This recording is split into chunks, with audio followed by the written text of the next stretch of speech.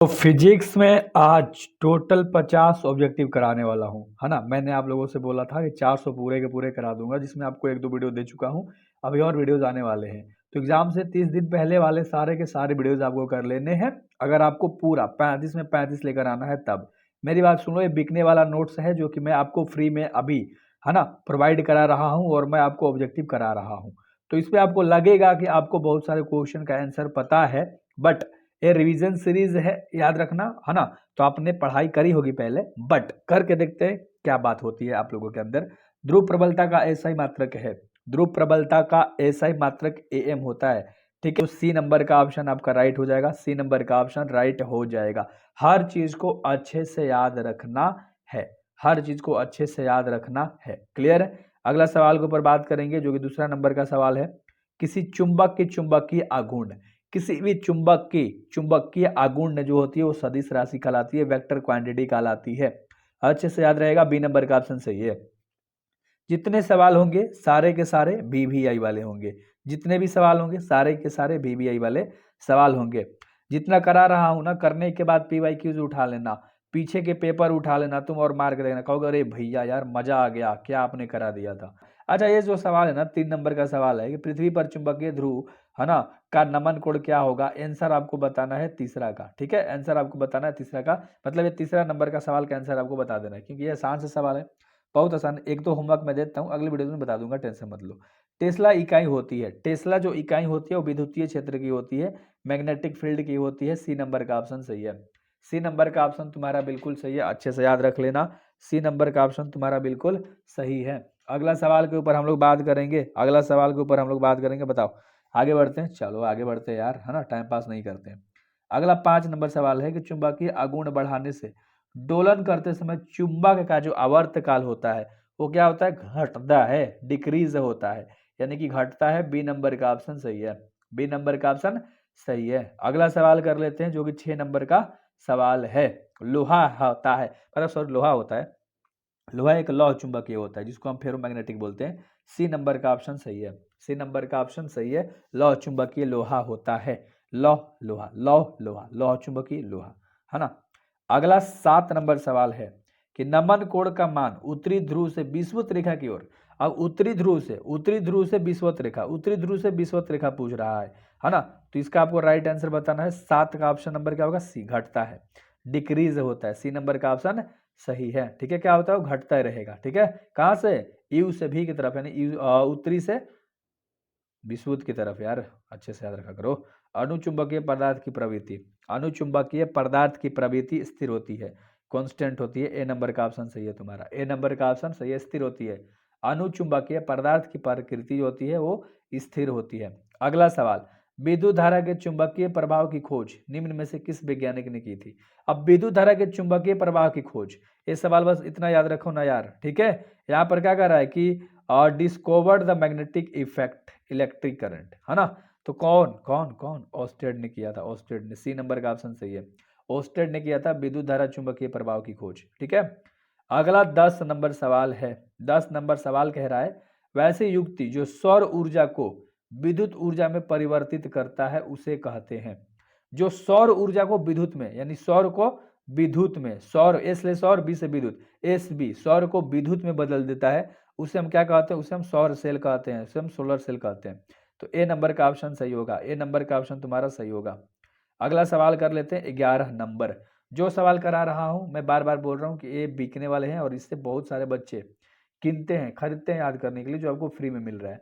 अणुचुंबकीय पदार्थ की प्रवृत्ति, अणुचुंबकीय पदार्थ की प्रवृत्ति जो होती है वो स्थिर होती है। अभी हम लोगों ने ऊपर सवाल किया था। तो एक दो सवाल मैं जानबूझ के डालता हूँ ऐसा, एक दो सवाल मैं जानबूझ के डालता हूँ बीच में ऐसा, ताकि आपको लगे कि हाँ कुछ तो रिवीजन हो रही है।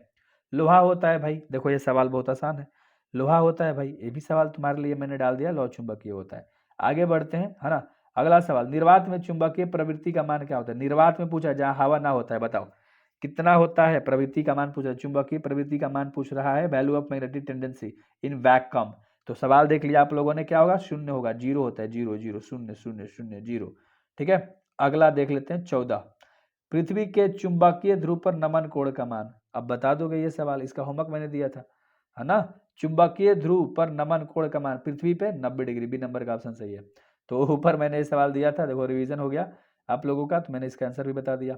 जल कुंडली गैल्वेनोमीटर में प्राप्त धारा का मान समानुपाती होता है। यहाँ पर गैल्वेनोमीटर है, गैल्वेनोमीटर। चलो बता दो इसका राइट आंसर क्या हो जाएगा लाडलो, विक्षेप के, है ना, डिफ्लेक्शन जिसको बोलते हैं। ए नंबर का ऑप्शन सही है।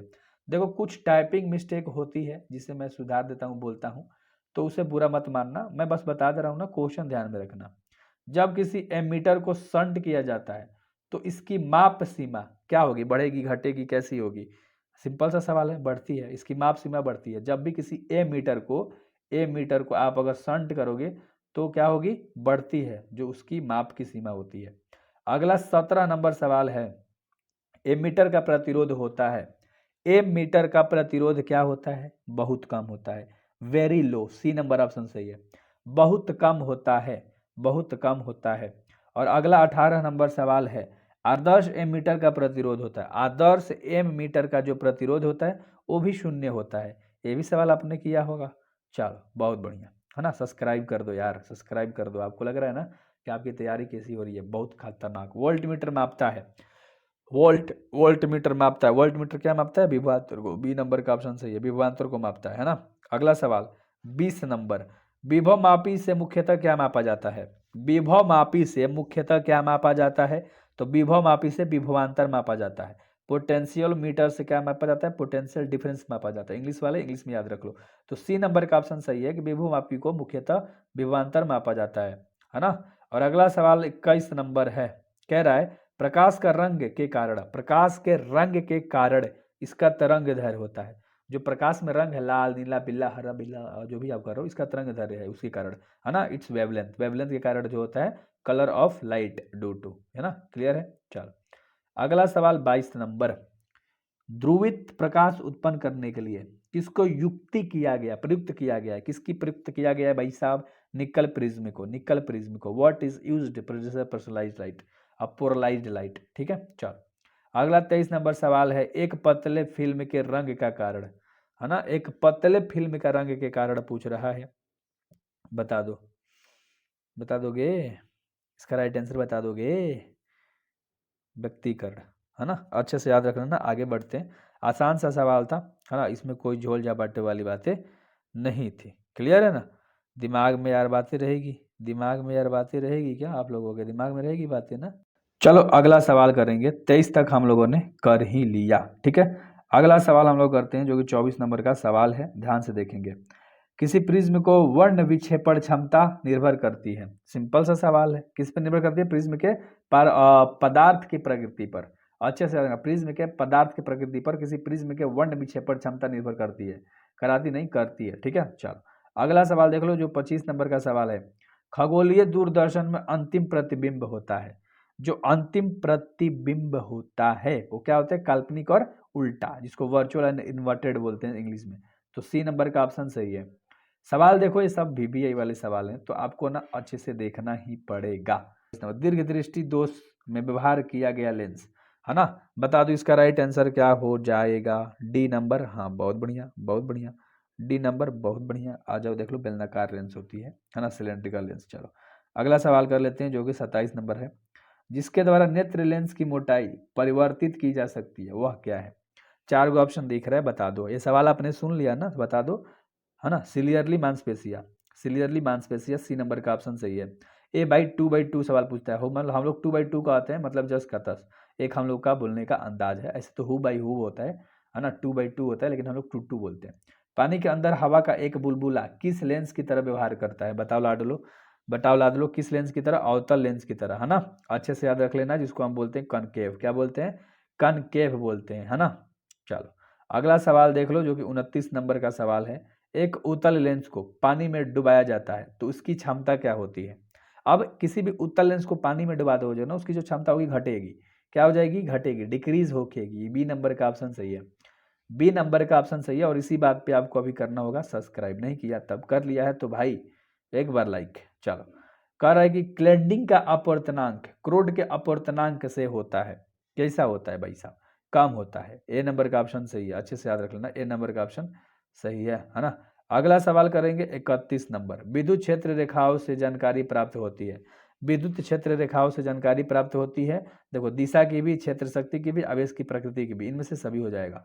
डी नंबर का ऑप्शन ऑल ऑफ दीज हो जाएगा, डी नंबर का ऑप्शन सही होगा। ये सभी की मदद से जानकारी प्राप्त होती है विद्युत रेखा क्षेत्र की, अच्छे से याद रख लेना, है ना। अगला सवाल करेंगे जो कि 32 नंबर है। प्रति इकाई आवेश पर लगने वाला बल को हम लोग क्या कहते हैं?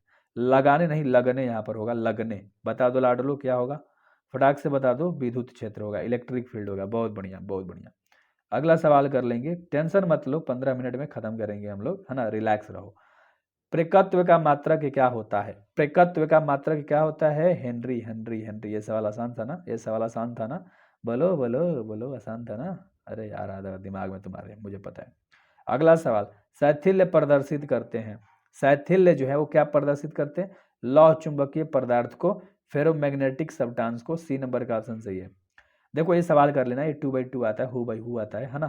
थोड़ा सा मस्ती करते हैं यार आपके साथ 2/2 बोल के। अगला सवाल कह रहा है कि डायनेमो की क्रिया निम्नलिखित में से किस सिद्धांत पर आधारित है? डायनेमो की पूछ रहा है, सवाल सुन लिया ना, डायनेमो का पूछ रहा है भाई, ठीक है। तो ये विद्युत चुंबकीय प्रेरण पर, इंग्लिश में बोलते हैं इलेक्ट्रोमैग्नेटिक इंडक्शन, ठीक है। तो बी नंबर का ऑप्शन राइट हो जाएगा। इस सवाल का आंसर बी नंबर राइट हो जाएगा, बी नंबर राइट हो जाएगा। आगे बढ़ लें, आगे बढ़ लें। जो सवाल तिरछा है थोड़ा सा उसको ना आप सीधा करके देखा करो, आई मीन हाँ ज़्यादा देर तक देखा करो, बोला करो। चुंबकीय प्रेरण का ऐसा ही मात्रक क्या होता है? चुंबकीय प्रेरण का ऐसा ही मात्रक वेबर होता है ना। क्या होता है? वेबर होता है। चलो ए नंबर का ऑप्शन सही है, ए नंबर का ऑप्शन सही है। अगला सवाल करेंगे 37। 37 चुंबकीय विद्युत रेखा नमन का मान क्या होता है? बता दो। चुंबकीय विद्युत रेखा नमन कोण का मान पूछ रहा है, नमन केवल लिख दिया है, नमन कोण भी दे सकता है। तो फटाक से यहाँ बता देना है, राइट आंसर क्या होगा? 0 डिग्री। बहुत बढ़िया, आगे बढ़े। चलो अगला कह रहा है 38, लोहा होता है, लोहा होता है एक लौह चुंबकीय। देखो ये सवाल 2 बार आ गया, है ना, क्योंकि आपका रिवीजन हो गया।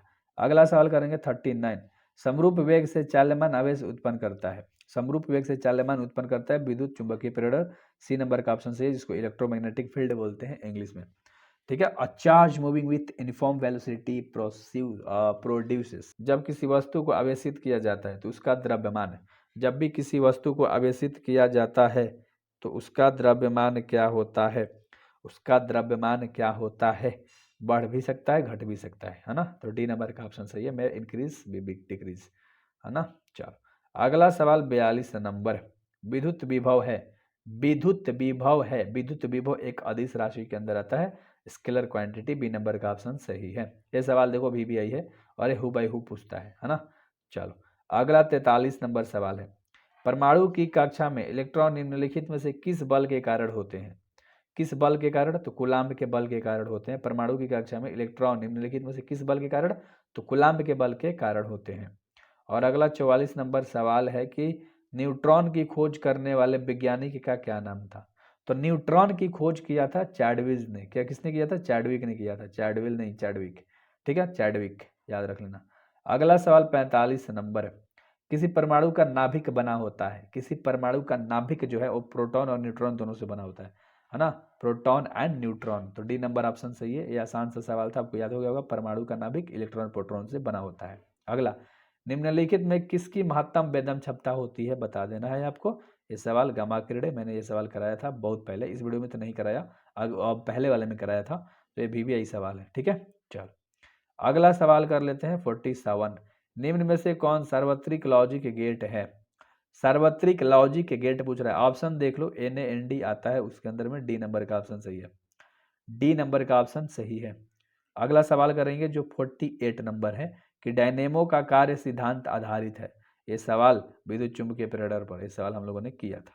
अगला सवाल, वह यंत्र जो यांत्रिक ऊर्जा को विद्युत ऊर्जा में बदलता है, यांत्रिक को विद्युत में, यांत्रिक को विद्युत में बदलता है, ये सवाल हम लोगों ने नहीं किया है। तो क्या होता है? डायनेमो। चलो, है ना। चलो ये किया है क्या, बताओ ना यार, चलो सोचो। प्रतिघात का मात्रक क्या होता है ना, ये नया सवाल है, ओम का।